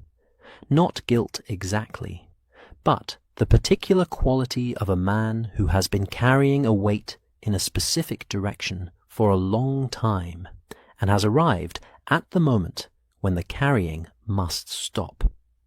You cannot prove any of this, he said. It was not a challenge. It was an observation, delivered with the flat, accurate tone of a man assessing a situation honestly. The mechanism, Poirot said, is already proven. Mr. Holmes has established the wire, the latch, the clock grease, the altered regulator. 16 minutes of manufactured certainty. The question was always, why 16 minutes? And the answer is that at 11:31, when Ashby actually died, you were not at the table. You had stepped away, as had Elliot, as we know, and your absence from the table at that precise moment was, if examined, unaccountable. I visited the cloakroom, Cavendish said. At 11:28, by the regulator's true time, Poirot said. You were gone for approximately 20 minutes, long enough to pass the study, enter through the window, which you had examined on a previous visit, when you noted the gap in the lower sash and the age of the latch mechanism, conduct what needed to be conducted, and return to the dining room. At 11:47, when the synchronized clocks suggested Ashby had only just left the table, you were already seated, wineglass in hand, a witness to your own presence. Cavendish looked at him. The clocks gave you 20 minutes of invisibility, Poirot said quietly. Everyone assumed Ashby left the table at 11:47 because every clock in the room said so.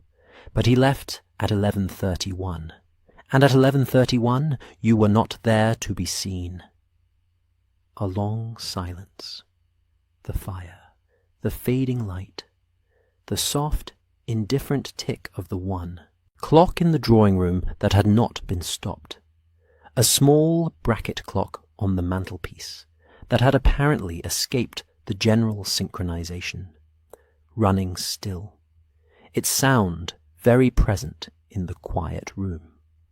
Cavendish looked at the portrait of his father. "He built everything on that arrangement," he said, and his voice had changed, not broken, not emotional in the demonstrative sense, but different, quieter. The composure was still there, but it had thinned, and underneath it was something that had been there for a long time. My father, he believed it was a fair return for what he provided. Ashby's success, the shipping contracts, the Rotterdam arrangement, all of it, none of it existed without that introduction. My father made him. And then Ashby renegotiated, and my father accepted it because they were friends, and because my father was not, in the end, a man who could sustain a confrontation with a friend. He paused. I have been more patient than my father. I waited. I kept my counsel, and when he told me he intended to bring solicitors into it, to make it a legal matter, a public matter, and to seek repayment of the difference, he stopped. The resentment that had been furniture, Poirot said very gently, became something else. Cavendish said nothing, but he did not deny it. Holmes arrived at this point. He came up the stairs with the quiet, purposeful tread of a man who has finished one task and is arriving at the next, and he entered the drawing-room with the particular expression he wore when a case had reached the stage he found most satisfying, not the beginning, which was stimulating, or the middle, which was absorbing, but this, the end, when the shape of the thing was fully visible and could be assessed as a whole. He looked at Cavendish. He looked at Poirot.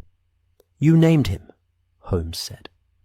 "I named him," Poirot confirmed, "from the motive, the timing, and the arithmetic of the alibi. Your mechanism provided the how.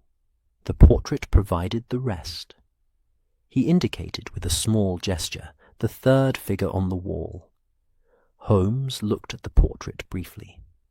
Then he looked at Cavendish with the clean, direct regard of a man who has no personal animus and no need to perform either sympathy or severity. "Elliot assisted you," Holmes said.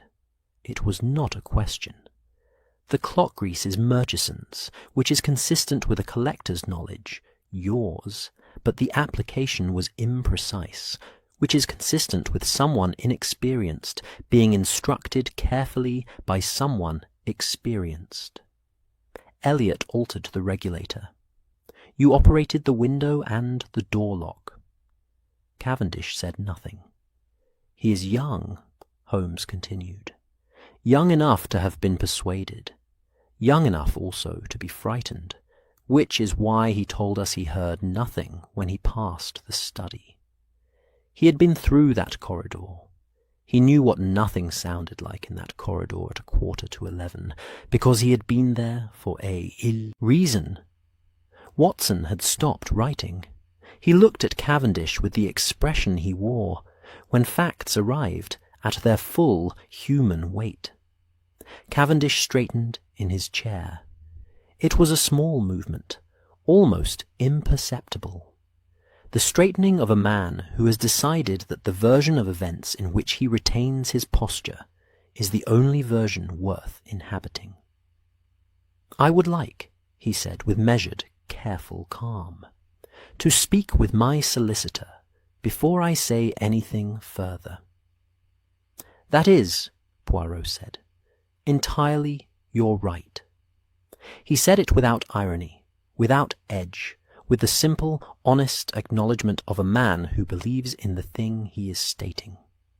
But then he stood, smoothed his coat, and looked at Cavendish with an expression that was, Voss would later reflect, the most difficult thing to describe about Poirot. because it was not triumph, and it was not pity, and it was not satisfaction in the ordinary sense. It was something closer to the expression of a man who had been asked to find something lost and had found it, and felt the full weight of both the finding and the losing. "You were very careful," Poirot said quietly, "with everyone's certainty. The clocks, the timing, the architecture of it, all very careful. But you forgot your own hesitation." He paused. "When I asked Madame Ostrova about your expression when Ashby left the table, the expression you had for just a moment before you composed yourself, she said relief, not anxiety, not sorrow, relief." He looked at Cavendish steadily. A man who has just heard that his host has stepped away for a few minutes does not feel relief. A man who has just set something in motion, and who knows that the next 16 minutes will determine the rest of his life, does. Cavendish held his gaze. Then, slowly, he looked away. The fire burned. The bracket clock ticked. Outside, the street was dark now, the snow glowing faintly blue-white under the gas lamps. London settling into its winter evening with the patient, unhurried ease of a city that has seen everything and continues regardless. Holmes went to the door and spoke briefly to Ferris, who had been waiting in the corridor with the composed, unsurprised expression of a man who had served in this house long enough to have developed certain expectations about how evenings of this nature concluded. Within 20 minutes, Inspector Lestrade arrived. He came in with his coat still damp from the cold, and his expression carrying the specific combination of professional satisfaction and mild exasperation that characterized his interactions with Baker Street, grateful for the result, slightly resentful of the method by which it had been achieved, and sensible enough to be more of the former than the latter. "Lord Cavendish," Lestrade said, looking at the man in the chair. Then he looked at Holmes and Poirot, standing side by side before the fire. "Both of you," he said, with the tone of a man confronting something he has learned to accept. "Is this going to require a great deal of paperwork?" "Only the standard amount," Holmes said. "And the young man," Poirot added. "Elliot, he will need to be spoken with carefully. He is frightened, and he is not, I think, a bad person. He was used." He paused. "That also should be part of the paperwork." Lestrade looked at him. Then, with the small nod of a man acknowledging a point he agrees with, but would prefer not to have been made by a Belgian, he said, "Right." And the evening, which had been held at a particular point of suspension for some hours, began finally to move. The snow stopped some time before midnight. London did not announce it. There was no shift in the quality of the silence, no particular moment at which the absence of falling snow became distinguishable from its presence. It simply ceased, gradually, the way things cease when they have been going on long enough that their ending feels less like an event than a settling. By the time Voss's cab made its way back through Kensington toward the Marylebone streets, he knew the sky had the clear, cold, slightly luminous quality of a winter night after snowfall. Not dark exactly, but a deep, reflective grey. The clouds departed, and the stars not yet fully established. The city below sending its gas lamp glow upward to meet the absence of cloud. The streets were quiet. The snow lay unbroken on the pavements, marked only by the cab's own passage and the occasional print of a late pedestrian. The horse moved with the careful, unhurried confidence of an animal that had navigated icy cobblestones for years, and had developed a working philosophy about it. The cab's interior smelled of cold leather and the faint residue of a dozen previous journeys. Pipe smoke, damp wool, the ghost of a woman's perfume from some earlier hour. Voss sat with his hands in his lap and looked out at the white city going past, and felt something that took him a moment to identify, because it had been absent for long enough that he had forgotten its particular quality. He felt settled, not resolved exactly. There would be inquiries, statements, the long formal machinery of legal consequence grinding into motion. Elliot's situation would be complicated, and would require careful handling. Cavendish's solicitors would be thorough and well-funded. None of that was finished. But the stone in his chest, that carefully placed stone, the one he had carried from Thursday evening through 2 sleepless nights to a drawing-room in Kensington, was gone. Not removed dramatically. Simply no longer there. The weight of not knowing had been replaced by the lighter, cleaner weight of understanding. He watched a lamplighter cross an intersection ahead, moving with the same unhurried rhythm as the one he had watched that morning from his window. Or, perhaps, it was the same man. London being a city in which the same figures appear and reappear in different corners, as if it is a stage with a limited company. The flame at the top of each lamp burned steady and orange in the still air. No wind, the snow absorbed sound. The night was, for London, remarkably quiet. Voss found himself thinking about clocks. 2 days later, he returned to Baker Street. It was Watson's suggestion, delivered in a note that arrived on Saturday morning with the particular warmth of an invitation from someone who means it. Holmes has some thoughts he wishes to share, and Mrs. Hudson has indicated that there will be substantial quantities of food involved, which in this household means she has decided the occasion merits attention. Come at 3, if you are able. Voss was able. Baker Street in the aftermath of snow had the clean, particular beauty of a London street that has been washed and is not yet dirty again. The white had compressed into firm, bright strips along the gutters, and the pavement had been swept and sanded, and the brass knocker on 221B caught the pale Saturday afternoon light, with its characteristic brightness. From above, the first-floor window showed the familiar amber warmth of an occupied room. Mrs. Hudson opened the door with the expression of someone who had been informed of the visit, and had formed a view on the appropriate response, which was tea, and had acted on it. The hallway smelled of something baked, something warm and buttery and unambiguously comfortable, and the second step was minded without requiring instruction, because Voss remembered. The sitting-room was as it had been, and also different in the way that rooms are different when the purpose of the gathering in them has changed from work to something easier. The fire was the same fire. The books were the same books.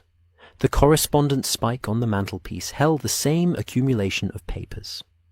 But the atmosphere had the quality of a room that has been through something, and has come out the other side. The chemistry rack had been moved to make space on the side table, and Watson's chair had been pulled a few inches closer to the fire in the unconscious way of someone arranging for comfort rather than function. Poirot was already there. He sat with the compact, self-possessed ease of a man entirely at home, in a room that was not his, which was simply his natural state. He had, Voss noticed, brought his own particular brand of order to his immediate vicinity, his hat on the stand by the door, his gloves folded precisely on the side table, his teacup at a position that suggested it had been deliberately placed rather than set down.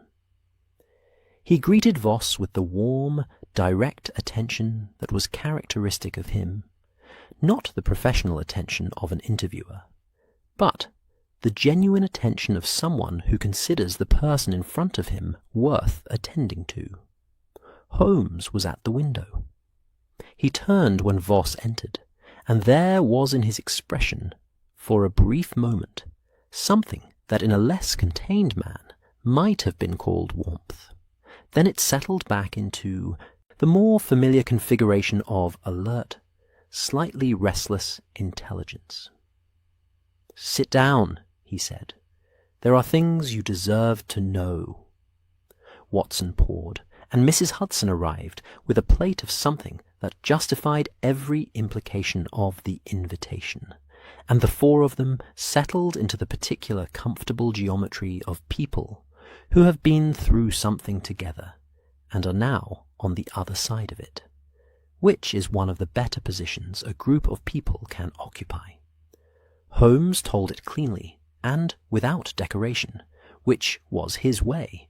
The wire, the latch, the grease, the regulator, the 16 minutes.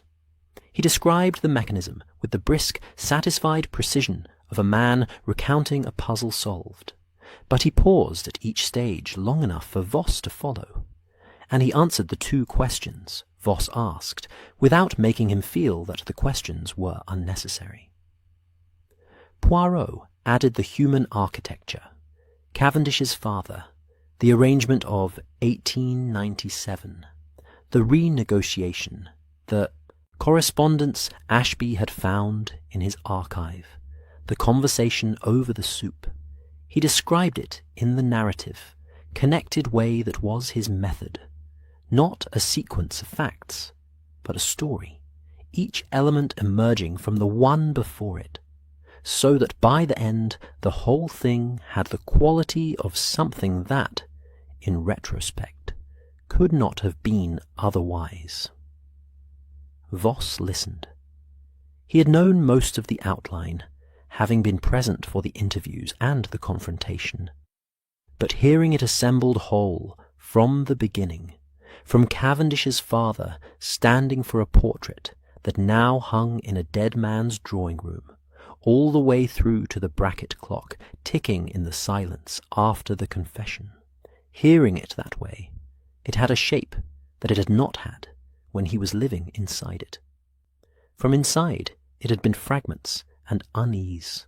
From outside, looking back, it was a structure, sad and intricate, and, in the way of things constructed with great care for bad purposes, oddly impressive. "The clocks," Voss said, when Holmes had finished. "The synchronization. How long would that have taken?" "An hour, at most, if you knew what you were doing," Holmes said. "The dining room clocks are all standard movements, not complicated. Setting them to a specific time is simply a matter of moving the hands and winding the mechanisms. Cavendish had visited the house enough times to know the collection. He would have known which clocks were accessible, which were not, which could be set quietly. "He came early," Watson said, from his chair by the fire. "Ferris confirmed it when we asked. Cavendish arrived nearly an hour before the other guests, which was unusual. He gave the reason that he wished to speak privately with Ashby before dinner, which was true, but it also gave him the hour.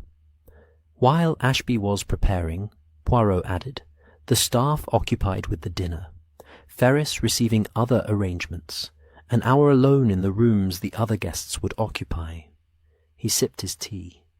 He was very organized, very patient. It is perhaps the thing about this case that I find most— he paused, considering— not admirable, but notable. He had been patient for years. The organization was not out of character. Voss turned his teacup in his hands. The tea was very good. The fire was very warm. Outside, the Saturday afternoon had the clean, pale quality of winter days that have recovered from their own weather, bright without being warm, the sky a clear distant blue above the white rooftops visible from the sitting-room window. "What will happen to Elliot?" he asked. Holmes and Poirot exchanged a look, brief, communicative, the look of two people who have already discussed something and arrived at a shared position. "He has cooperated fully," Holmes said. "Lestrade is not unsympathetic, and the case against him is partial. He altered the regulator, which is an act of concealment rather than violence.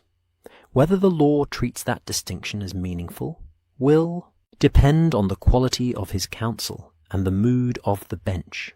He paused. "He is young enough that the question is still open.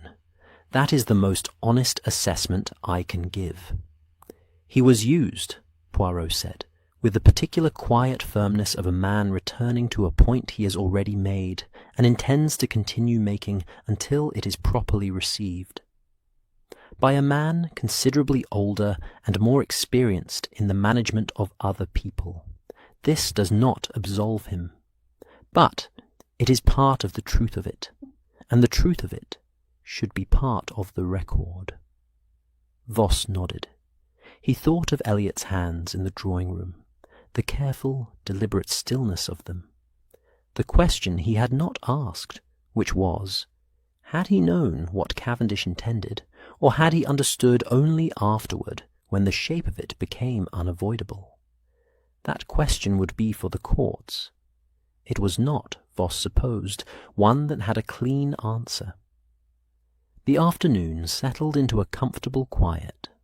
Watson refilled cups without being asked, which was a talent he had developed across years of practice, and which operated almost as a separate faculty from the rest of his attention.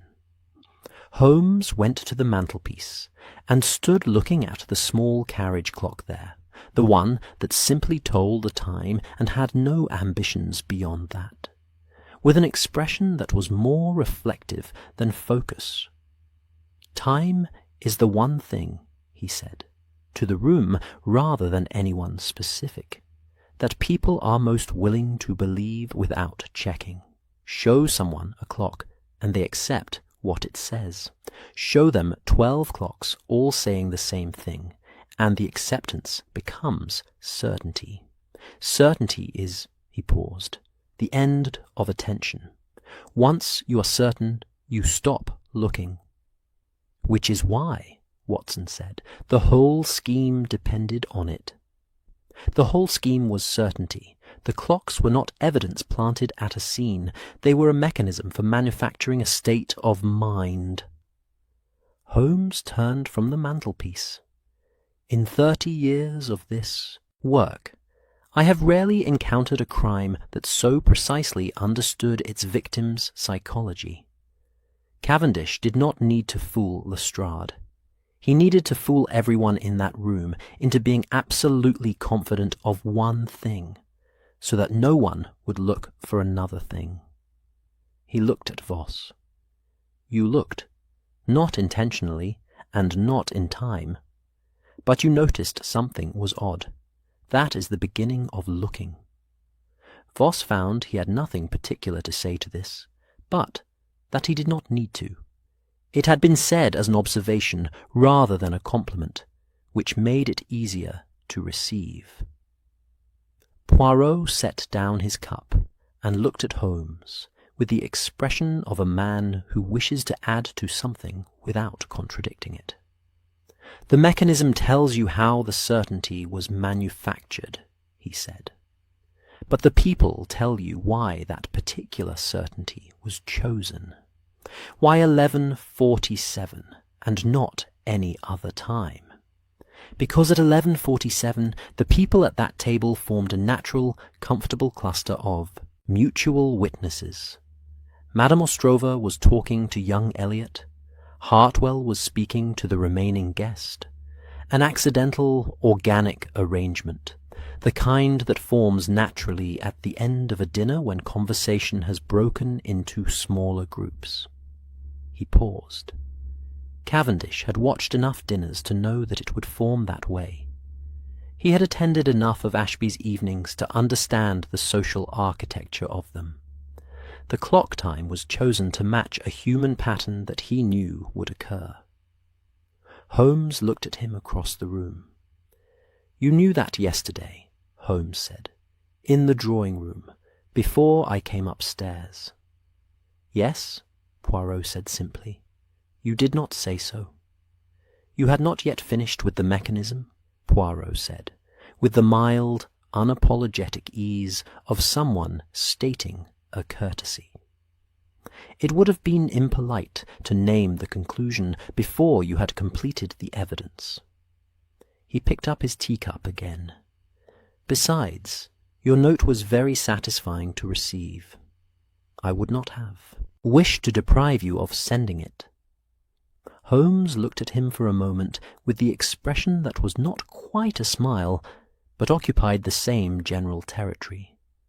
Then he turned back to the window.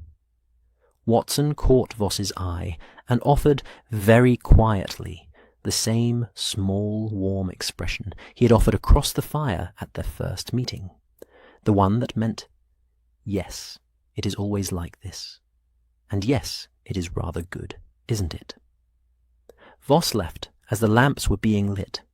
He stood for a moment on the step of 221B, while Baker Street arranged itself into its evening configuration, the gas lamps burning orange in the blue dusk, the snow along the gutters grey now and compressed, a cab going past at the measured pace of the end of a working day, its lantern swinging gently with the motion of the horse. The air was cold and clean and smelled of coal smoke, and the particular mineral sharpness of a city after frost. He thought about the clocks in Ashby's house, all stopped, all silent, the absence of ticking where ticking had always been. He thought about the small carriage clock on Holmes's mantelpiece, plain, modest, doing nothing except telling the time with steady, indifferent accuracy, unimpressed by the events around it, unconcerned with certainty or uncertainty, simply running. There was something in that, he thought, which was almost a lesson, though he would have found it difficult to say precisely what the lesson was. Something about the difference between a clock that has been made to say something and a clock that simply says what is. Something about the cost of manufacturing certainty, and the specific vulnerability of people who believe that if enough things agree, the agreement must be true. Something about a stone being placed on a scale, and what it means when someone removes it. He put on his hat, turned up his collar against the cold, walked down the Baker Street steps into the clean, white, quiet evening, and felt the last of it. The last trace of the unease, the last remnant of that sleepless weight, dissolve into the cold air behind him like breath. Somewhere along the street, a church clock began to toll the hour, its voice carried beautifully in the still, cold air, each stroke round and resonant and unhurried, fading before the next arrived. He counted without meaning to. 6 o'clock. Evening properly begun. He walked home through the snow, and London settled around him, and the gas lamps burned, and the night was peaceful, and time ran on,